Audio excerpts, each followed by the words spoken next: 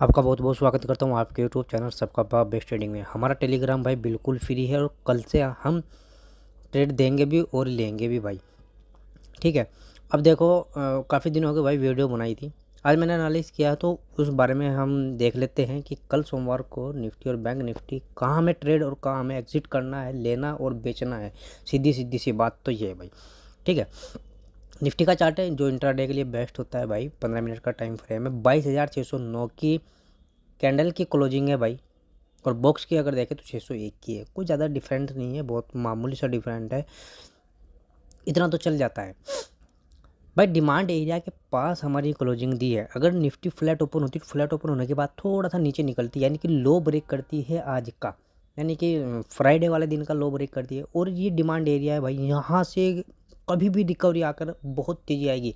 मेरा कहने का मतलब ये है, अगर नीचे निकलना शुरू करे तो हमें पुट साइड नहीं जाना है, ठीक है। आने का वेट करेंगे नीचे तक। कहाँ तक आने का वेट करेंगे कि 22,560, 22,510, 20, जहाँ भी हमें पॉजिटिव कैंडल मिलेगी वही हम ट्रेड लेंगे कॉल साइड का भाई। अगर डायरेक्ट ही इसी डिमांड एरिया में, छोटे से डिमांड एरिया में हमारे क्लोजिंग यानी कि गैप डाउन ओपन हो जाती है और हमें पॉजिटिव कैंडल मिलती है भाई, तो हम ट्रेड लेंगे कॉल साइड। टारगेट हमारे क्या रहने वाले हैं, फिर रहेंगे भाई हमारे 200 दिन की मूविंग एवरेज जो 22,633 का बन रहा है, यानी कि 30 पॉइंट आपको आसानी से मिल जाएंगे। लेकिन अगर फ्लैट ओपन भी हो, है ना, तो 200 दिन की मूविंग एवरेज बिल्कुल हम कॉल साइड जाने देंगे, यानी कि ब्रेक होने देंगे कॉल 200 दिन की मूविंग एवरेज। एक तो 200 दिन की मूविंग एवरेज जब तक ब्रेक नहीं होगी तो हम कॉल साइड नहीं जाएंगे भाई। जब 200 दिन की मूविंग एवरेज ब्रेक हो जाएगी तो हम कॉल साइड जाएंगे।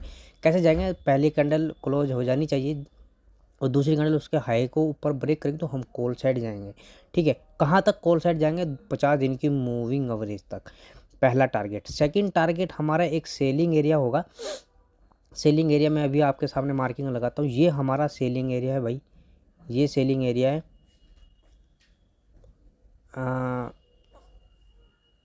इसका मैं कलर भी चेंज कर देता हूँ भाई, जो हमारे सेलिंग एरिया का कलर होता है आप सबको पता भी है। ये हमारा सेलिंग एरिया है, मार्किंग लगा लो। मैं आपको बताता हूँ 22,759 से लेकर 22,739, यानी कि 10 पॉइंट का फ़र्क है बस, ठीक है। ये हमारा सेलिंग एरिया। अगर डायरेक्ट ही हमारे सेलिंग एरिया में गैप अप लग जाता है कल निफ्टी में और हमें क्या मिलती है, एक नेगेटिव कैंडल मिलती है, ठीक है, उस कैंडल को मार्किंग करेंगे। दूसरी कैंडल जब 5 मिनट के नीचे क्लोज हो जाएगी तो हम पुट साइड आएंगे। पहला टारगेट रहेगा हमारा 22,700 का, और 22,700 पर 50 दिन की मूविंग एवरेज है। अगर ये ब्रेक हो जाती है भाई, यानी कि 700 का लेवल भी ब्रेक हो जाना चाहिए और 50 दिन की मूविंग एवरेज भी ब्रेक हो जानी चाहिए, तो हम सीधे 22,650 तक के टारगेट के लिए आएंगे। पुट साइड हमें नहीं जाना है, ठीक है, पुट साइड हमें नहीं जाना है, ये बात ध्यान रखना। और अगर भाई छोटा गैप डाउन ओपन होता है 22,688 या 22,700, ठीक है, तो हमें क्या करना है, यानी कि 100 पॉइंट का है, छोटा भी नहीं है। तो अगर हमें यहाँ नेगेटिव कैंडल मिलती है तो डायरेक्ट हम पुट साइड आएंगे, ठीक है। नेगेटिव कैंडल नहीं मिली, पॉजिटिव कैंडल मिली, तो हमारे इस सेलिंग एरिया तक कोई भी आप ट्रेड ले सकते हैं कॉल साइड का। लेकिन ये बात ध्यान रखना, यहाँ से कभी भी गिर सकती है। क्यों गिर सकती है, क्योंकि ये भयंकर सेलिंग एरिया है भाई। अगर यहाँ आपको नेगेटिव कैंडल मिलती है, जैसे भी मैंने आपको बताया था, गैप डाउन की वजह से गैप अप लगेगी, तो हमें यहाँ कौन सी कैंडल मिलनी चाहिए, नेगेटिव कैंडल मिलनी चाहिए।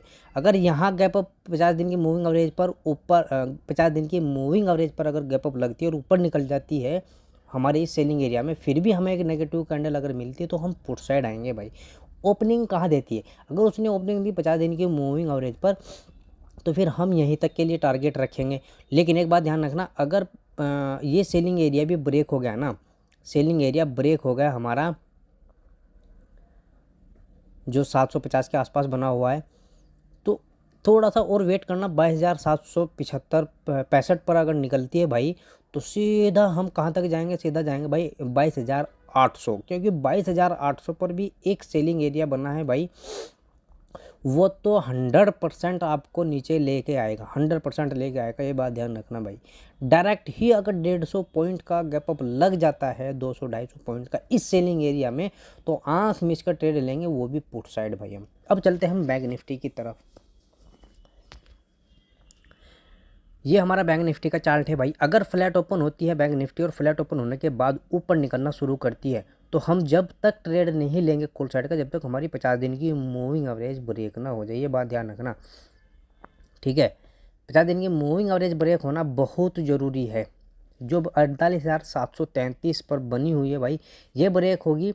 दूसरी कैंडल जब उसका हाई को ब्रेक करेगी तो हम कॉल साइड जाएंगे। पहला टारगेट रखेंगे भाई हम 48,900 और सेकंड टारगेट रखेंगे भाई हम सीधा 49,000 का, ठीक है। 49,000 पर अगर या 49,050 पर गैप अप लगता है और हमें नेगेटिव कैंडल मिलती है, ठीक है, नेगेटिव कैंडल मिलती है, उस कैंडल को मार्किंग करेंगे 5 मिनट की कैंडल। जब उसके नीचे ब्रेक होगी तो हम पुट साइड आएंगे। पुट साइड कहाँ तक आएंगे?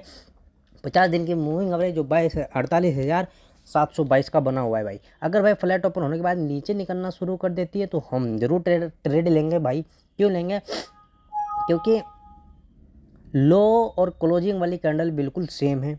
ये ब्रेक होती है ना तो हम 200 दिन की मूविंग एवरेज तक आएंगे जो 48,300 की बनी हुई है भाई।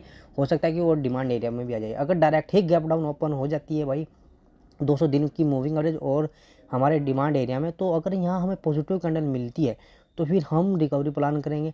फ्लैट ओपन होने के बाद फिर भी हमें नीचे तक आगे हमने ट्रेड भी ले लिया था पोर्ट साइड का। यहाँ पॉजिटिव कैंडल मिलते ही आपको एग्जिट करना है और दूसरा ट्रेड के लिए वेट करना है। जब दूसरी कैंडल उसके हाई को ब्रेक करेगी तो हम कॉल साइड जाएंगे भाई। आज तक की वीडियो यहीं तक थी भाई। जय हिंद, जय भारत।